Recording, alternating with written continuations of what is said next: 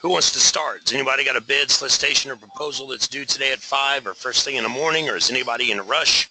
I do. I have one that's due on Wednesday. Okay. Did you email this all number to me? Yes, it was the day before last. All right. What email did you send it from? It's Lineage LLC.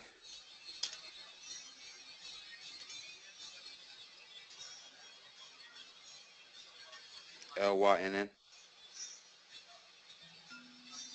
LYN? Yep. LYNN. Maybe searching my name will bring it up to.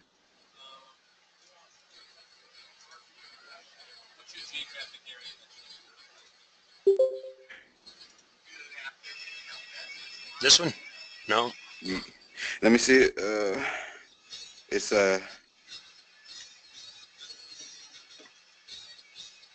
no, it's down. It's on Wednesday. It's under that right there. W52P1J. It's the next email. Yep.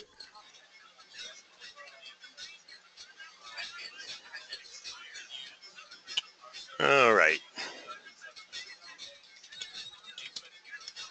Best thing to do when you guys got a bid or a proposal or solicitation or something like that, you want me to help work with you on it, go ahead and open it and then copy this link right here and email me that link. That way when I get in there, I can just click on the link, go directly into it. Saves us all time. Catered meal services? Yes, sir. All right. What questions did you have? Well, there are some parts in the clauses statement that I actually don't have listed in SAM's. Now, I was wondering how would I go about getting those clauses listed under me, or would I just need to just fill out C through U on the clauses packet? Well, I'm not quite sure what you're talking about when you say clauses. Is it on a certain document? Okay, well, if you go to attachment 003 right over to the right, okay. Looking through that, there are some clauses that I wasn't sure needed to be included in the bid that I sent. And one other question I wanted to ask is, so when I'm sending in my bid, do I need to send it in the SF 144.9?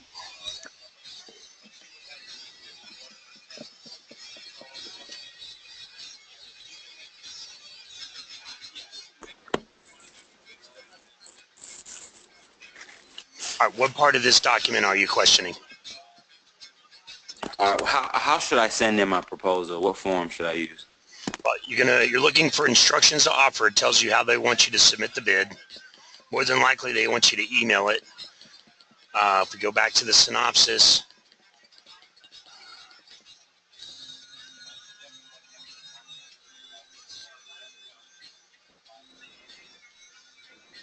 not telling us anything specific in the synopsis.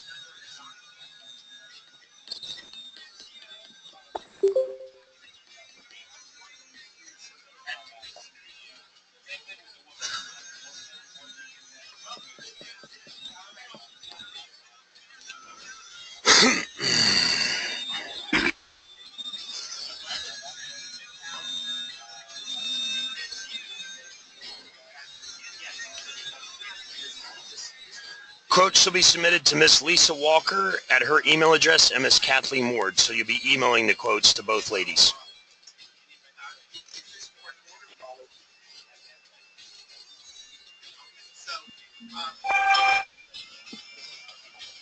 Can you hear me?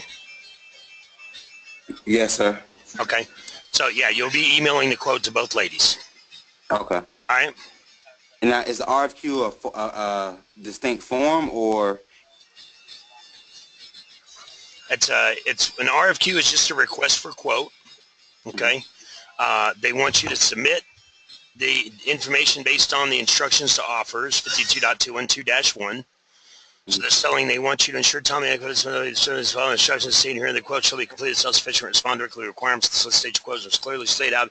Offer will meet the requirements in the performance work statement. The response shall consist of 3 separate parts. Part 1 is price, Part 2 is technical, Part 3 is your past performance. It breaks down right here what Part 1 is. So they want your price submitted electronically. Officers shall submit a fixed price firm quote.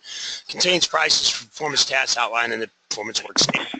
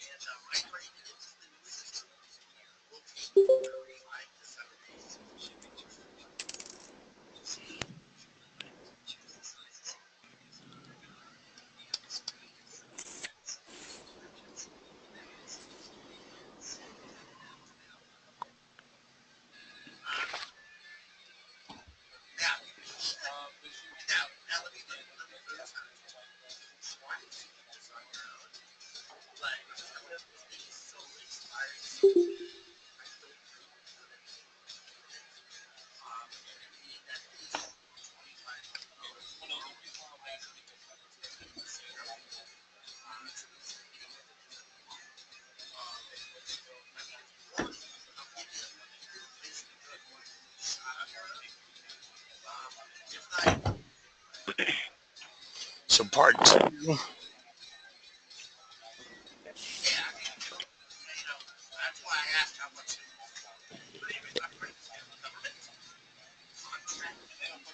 So Part 2 is not listed in this document, nor is Part 3. So they're going to be on a separate document.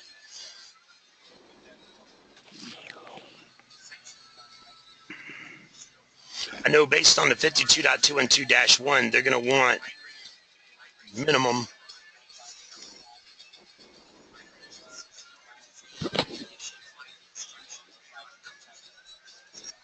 they're going to want a cover page, a signature page.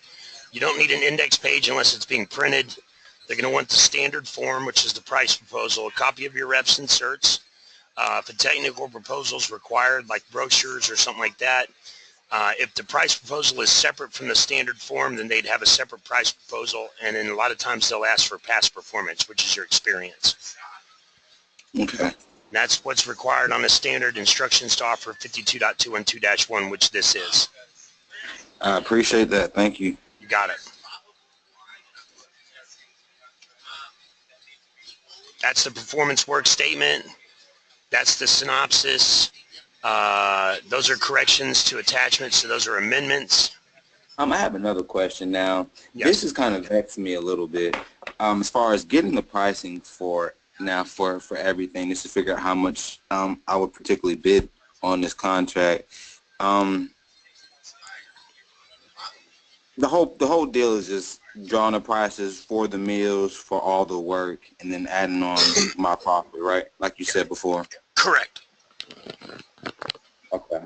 So if you're catering this yourself, you're going to need to figure out how much it's going to cost per plate, how many people you're going to need to bus, cook, serve, assist, break down, what have you. Figure in all their hours, their pay. Can I ask you, do you have experience with like these type of contracts, catering, or have you seen these I've before? worked on catering contracts, but I've never done catering before, so I have no idea. I mean, I ran events for years, so I know, the basis of catering, but I don't know anything behind food preparation or timing or how long you can let chicken sit out, stuff like that. I don't know. Okay, I wasn't sure if there was a specific number of employees that had to be on staff for the for the contract or not. So unless it's a minimum, or a certain number, you're gonna have to figure that out on your own. But if you're gonna sub this out, just have the caterer do all this legwork and give you a price. True, you're right. You are definitely right about that. Now, when you're gonna sub something out, you do as little work on it as possible. You leave the sub to do all the legwork and figuring out the price and making sure they do it right. Okay. All right. That answers all my questions. Anybody else got a bid, solicitation, proposal, question? John, I have a question for you. Yes. We talked about some of these units, or these GPS units that I'm getting ready to submit an offer on. Yes. And at the top of it, it says for foreign military sales, Lebanon. Now, here's the situation. The delivery that we're shipping to is in Pittsburgh, or Pennsylvania, rather. So, you know, I don't know. I mean, it's none of my business what the military is going to do with it. So I mean, what's your take on that? Because it does say that at the top of the solicitation. Wherever they're telling you to deliver it, that's where you deliver it. So I shouldn't concern myself with any of the extra documentation as far as, because there's all kind of criteria that fits once something goes overseas, and I'm not set up for that right now. Once it's in their hands, it's their problem. Okay, that's what I figured. You're paid deliver from A to B. Once it's at B and they've signed off on it, it's their deal. I see. Okay. All right.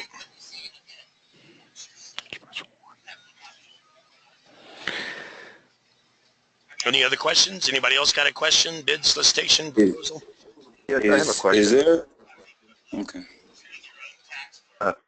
Just a quick question here. This is Thiago da Costa from Figura Media, and I am going to submit a bid for a video production that takes place in 2 international cities. The bid calls for Cape Town, South Africa, and Rio de Janeiro, Brazil. We specialize in video productions in Brazil. We do them all the time. Cape Town, South Africa, not so much. The bid calls for productions, the shoots in both of these towns. If I were to send just a bid for a portion, a price quote just for a portion of what they're asking for, would I be disqualified? Are they looking only for the complete sort of package that they've posted on the documentation? They will tell you in the statement of work whether or not a partial bid is acceptable, Okay. or if they require you to submit a complete bid on both locations. If they don't specify that they're requesting a full bid on both locations, or that they'll accept a partial bid, then you know, it's open game. What I would suggest you do in that case, a lot of times they'll allow you to offer additional offers or alternative offers, where you can submit several bids, one for this, one for both, one for either or, something to that effect. Okay. Should I contact the person in charge and just ask that question to them? Because I have the information here. They've emailed me the bid.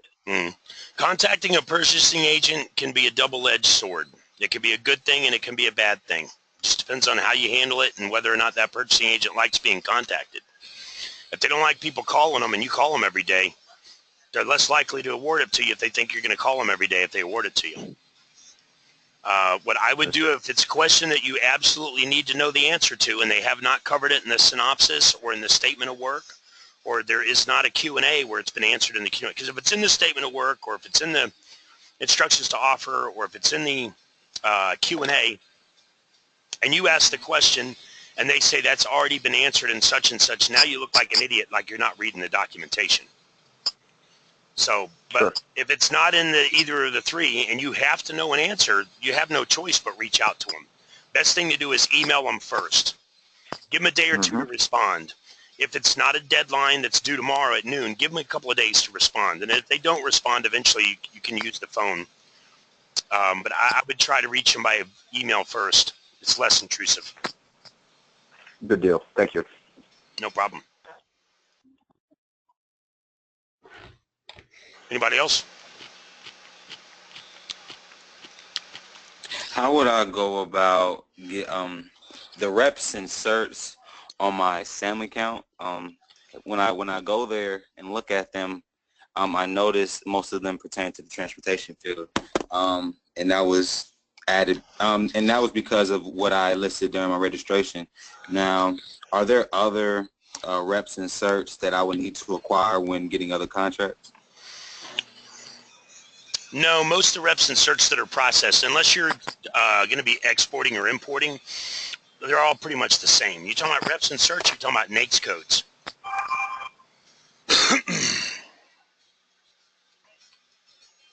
Are you talking about reps and certs or naics codes? Reps and certs, sir.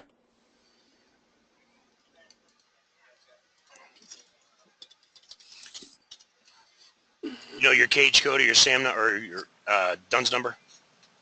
Yeah, give me one moment. Just 2 seconds. give me the company name. I'll pull it up that way.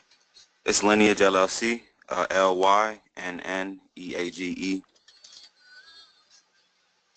All right, you guys need to memorize your cage code. I mean, memorize it. Memorize your cage code and the military alphabet. Because when a purchasing officer asks you for your cage code and you're like, hold on, let me look it up, and you're shuffling through papers and looking here and looking there, it sounds like you haven't done much government work and you're not organized. So people that have done a lot of government work know their cage code by heart. This is it, Lineage LLC. Yes, sir. Okay, so your cage code is 7R7P6. What I would do is I'd make up some stupid saying that doesn't even have to make sense, but is easy to remember, like 7 robots and 7 pirates eat at 6 o'clock. You memorize that once, you'll never forget it. 7 robots and 7 pirates eat at 6 o'clock. 7R, 7P6. All right. And then the military alphabet, I don't know what else to tell you on that except make flashcards and study the hell out of it and learn it ASAP because it will help you tremendously. Now I'm going to click View Details. I'm going to go into your file and I'm going to go to your reps and certs.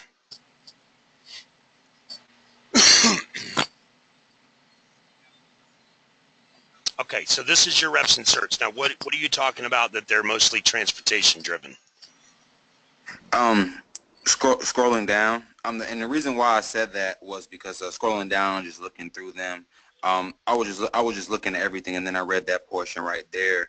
I'm in one of those boxes that said, a lot of these were registered pertaining to the information that I gave during my registration.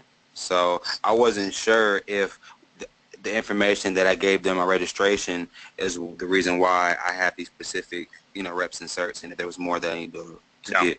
Everybody has all the same reps and certs. Everybody has all these FAR provisions. Some people have FAR and DFAR provisions because they import or export. Some people just have FAR provisions. But it's all the same stuff is listed in everybody's filing. It's just that answers are different in each one. Okay. All right. Does that make sense? Yes, it does. And to download your reps and certs, you just click the link. Now, okay, and I definitely probably should include that when I send everything as well. Okay. Yeah, most of the time they're going to require that you have a copy of your reps and certs attached that you're going to attach to submit along with the rest of your bid. Okay. Any other questions? No, none for me. All right. Anybody else got a bid, solicitation, proposal, or question?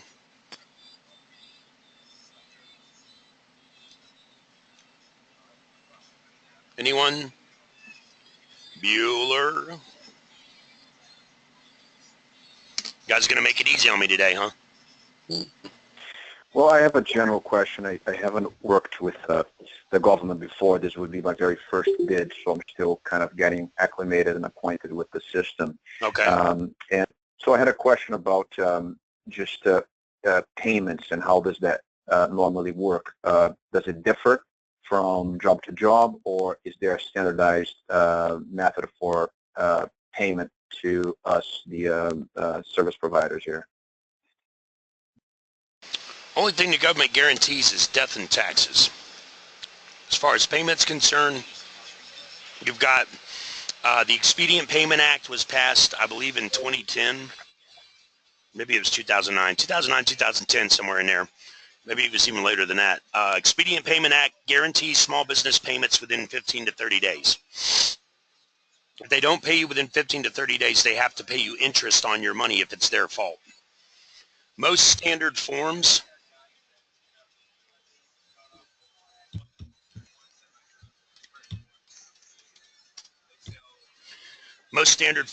have a box on them for discount terms. And your discount terms give the government the option of paying you faster if you give them a discount. So this is a standard form 1449, which is a very common standard form. It requires you to fill out blocks 12, 17, 23, 24, and 30. Block 12 is your discount terms. So this would be net 5 minus 1%. Meaning, when you invoice the government, if they pay you within 5 days of invoicing, you will give them a 1% discount off of that invoice. Some people do net 5 minus 2%, net 10 minus 1%. So there's two incentives. If they pay you within 10 days, they get a 1% discount. If they pay you within 5 days, they get a 2% discount. It's a token. Should you do it? Always offer them a discount. Even if you just add that 1% back onto your bottom line so you're not losing anything, always offer them a discount.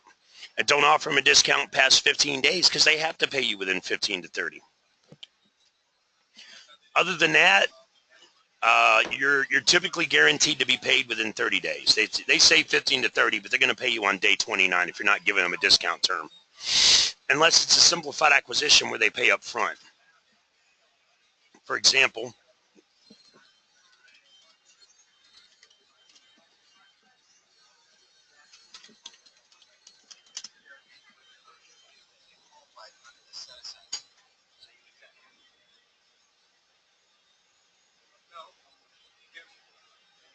Are these already acquired contracts or contracts that forbid? these are already acquired.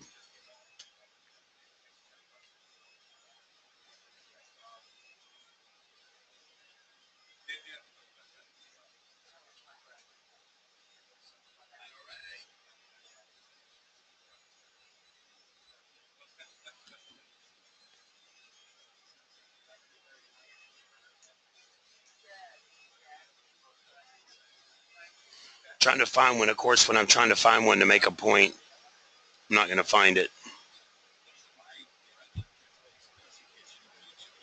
That's not it. Actually, I can show you an example here.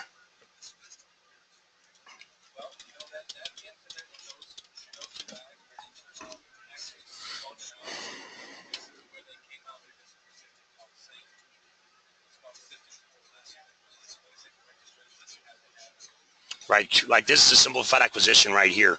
They were paid $750,000 up front, which 0.75% would be the cost of the bid bond on $1 billion contract. They'll collect $3.1 million every month. This is a client that went from $1 million business overnight, got a simplified acquisition through the Service Disabled Veteran-Owned Small Business Sole Source Program. One offer received overnight, went from $1 million company to $1 billion company, just like that, with a B.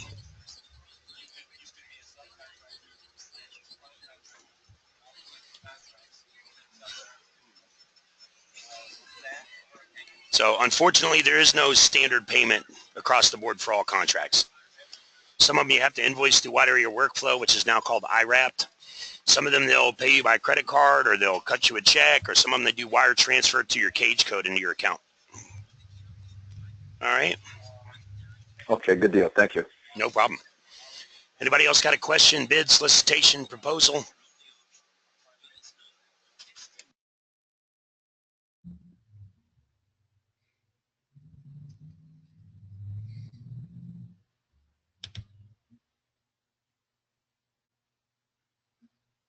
Well, it is Friday. It'd be nice to get out here a little early. You guys are going to make it this easy on me.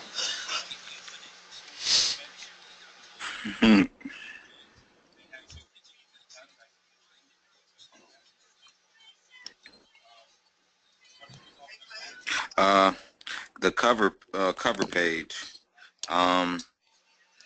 Would I assume that's like maybe the capability statement, or Nope. a different type of? Okay.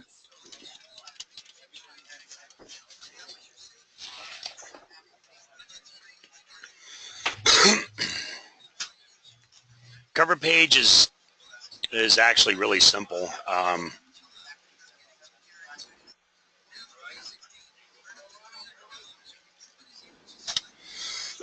So this is one I made. It's like a template. So it's going to say cover page on it. It's going to have the description. It's going to have the SOL number right there. It's going to have the department, agency, the date. It's going to have your logo, your company name, address, phone, point of contact, email, your DUNS number, your cage code, whatever NAICS code is listed in FBO. And Okay. you can put it on your company letterhead or something like that so it looks nice. Okay. That's it. Very simple. Can you send that to me, please?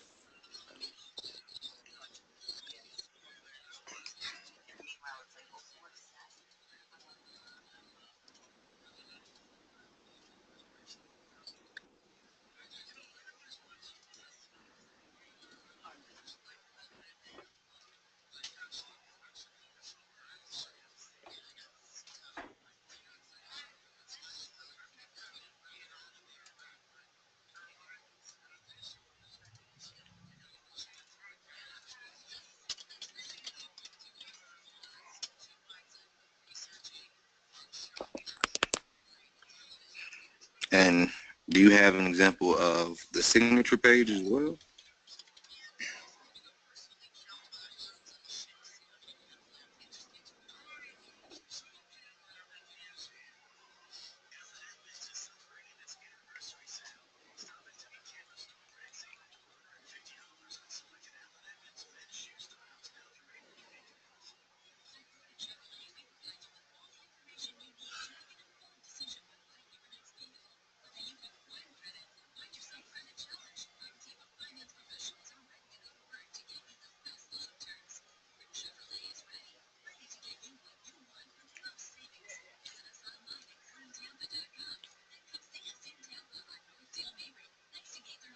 Somewhere.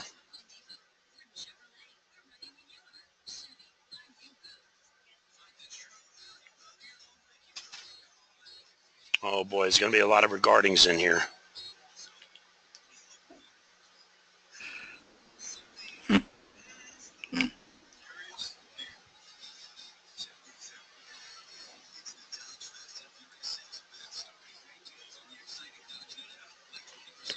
There you go.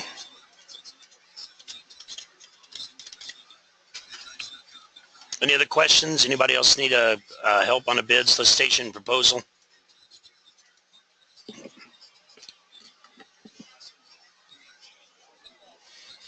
And one last thing, the technical proposal. I was going to search that online, but I might as well get that from the nonstop source.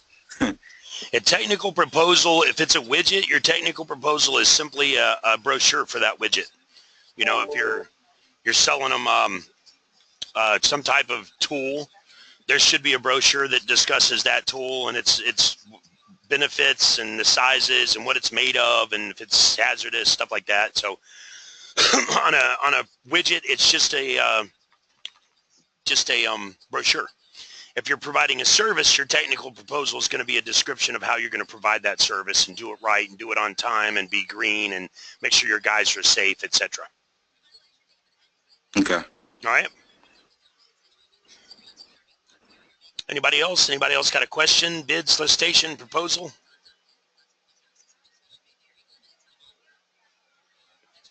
No? All right. I'm going to go ahead and wrap it up. I'll leave you guys with a joke today, which I don't normally do, but my son told me this joke and it killed me.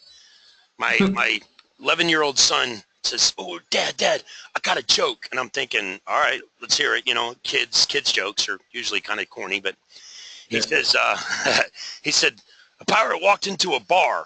And I'm thinking, where did you hear this from? Apparently you heard it in school.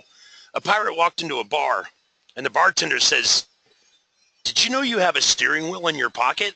And the pirate says, "R, it drives me nuts."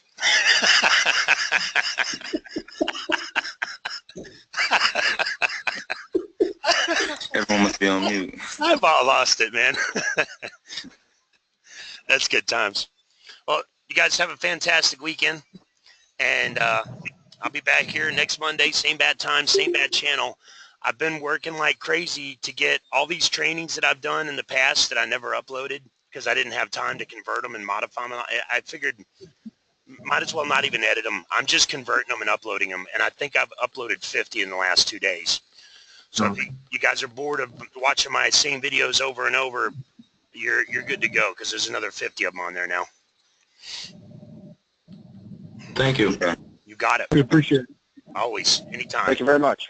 Yep. You guys can thank me after you win your first contract. You know the drill. Thanks, John. All right. You guys have a good weekend. Goodbye.